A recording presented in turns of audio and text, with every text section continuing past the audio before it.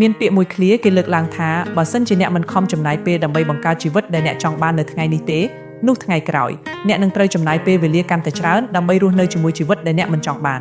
ផ្លូវទៅកាន់ភាពជោគជ័យគ្មានអ្នកណាចាំដាស់អ្នកឲ្យក្រោកពីគេងទេ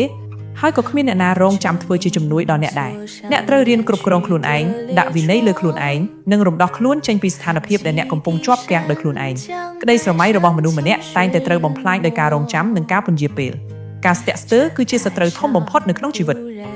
មិនថាអ្នកកំពុងស្ថិតនៅក្នុងស្ថានភាពជីវិតបែបណានោះទេជំនួសឲ្យការចំណាយពេលទៅបន្ទោសព្រេងវាសនាព្រំលិខិតអ្នកគួរយកពេលវេលានោះមកអភិវឌ្ឍខ្លួនឯងឲ្យកាន់តែប្រសើរជាងមុនវិញល្អជាង